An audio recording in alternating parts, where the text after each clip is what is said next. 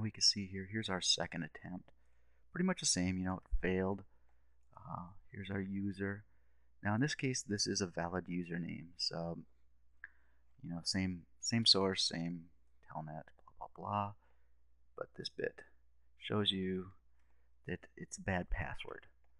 So that means that this user account exists on whatever user database we're using. In this case, it's a local username database. You might have TACACS set up or some other system.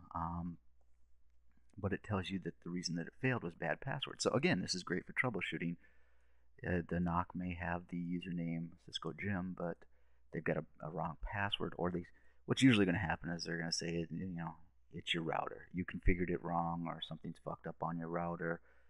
And if you get this type of login failure, you can say, no, my stuff is right. It's you fat fingering the password, or you're too dumb to type in what I gave you as a password.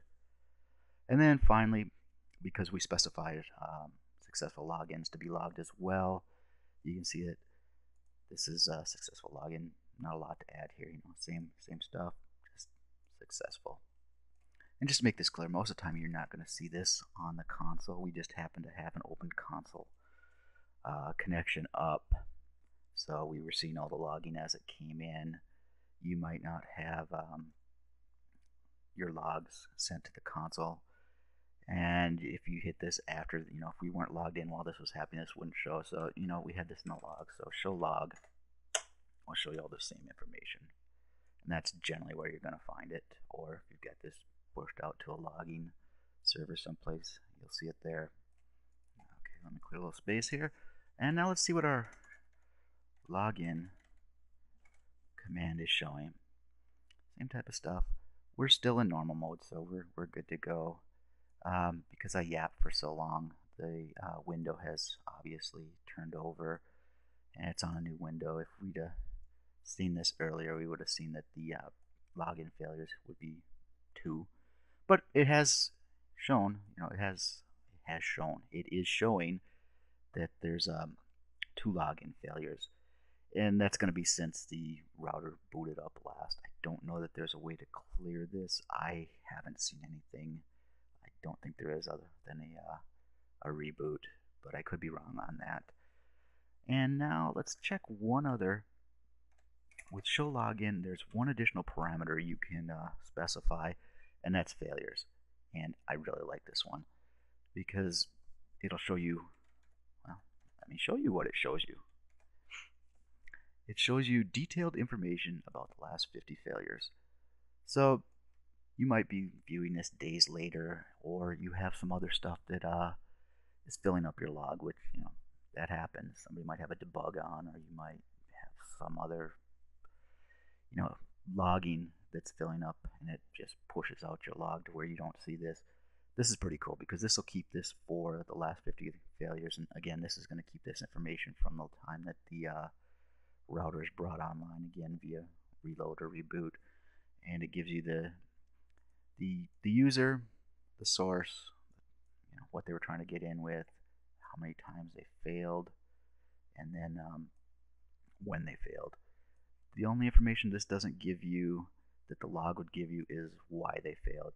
You don't know whether this was because the username is wrong or because they put in the wrong password. Pretty easy to figure out, though. I mean, especially if it's login local. It's like, well, we know this one's set up, this one isn't. Okay, and that shows us the login on success, login on failure, logging. Before we get started here, what we're going to do now is we're going to invoke the quiet period. We're going to have 3 bad logins. Before we do that, I want to show you. Come on, baby. Think. There we go. Oh, I must have been playing around with this earlier. Okay, well, ignore this. Let me get on there real quick.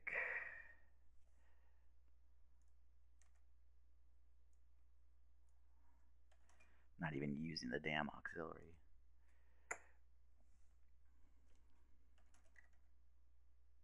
I would leave it on login local. But I digress. All right, let's try this again. And it's thinking, it's actually parsing. What I'm trying to show you is that on our auxiliary and VTY lines, we do not now have any access lists configured, no access classes applied. Whereas before I had that access inbound on the auxiliary. Why, I don't know. I was dicking around earlier. But I just want you to make a mental note of this, because we will be seeing something interesting with this in just a few minutes here. Alright, let's go back to R1. Up arrow, telnet, and bad user 1.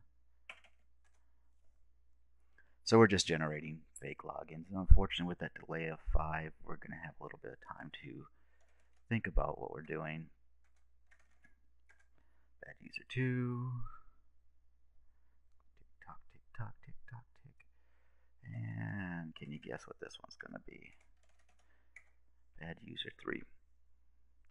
We're going to stay on R1 for just a second here. So login invalid. Kicked us out. Let's try telnetting. Refused by remote host. So right now, we're not able to get into R2 at all. Let's jump over to R2. We will come back and look at this in the log in a second. What I really do want to do, because last time I yapped so much, I want to show you what's going on right here with the show login. So all our normal stuff. Here's where we want to concentrate. Router is presently in quiet mode, and fudge. I wanted to show you something else. Timing. Alright, well, here's what was going on. We were in quiet mode, which meant we were in blocking. And I'm actually going to pause the video here, and I'm going to do two things. I'm going to make the quiet mode longer than 30 seconds, and then I'm going to generate some more bad traffic, but there's no reason to have you sit by and watch that, so I'll be back in just a second.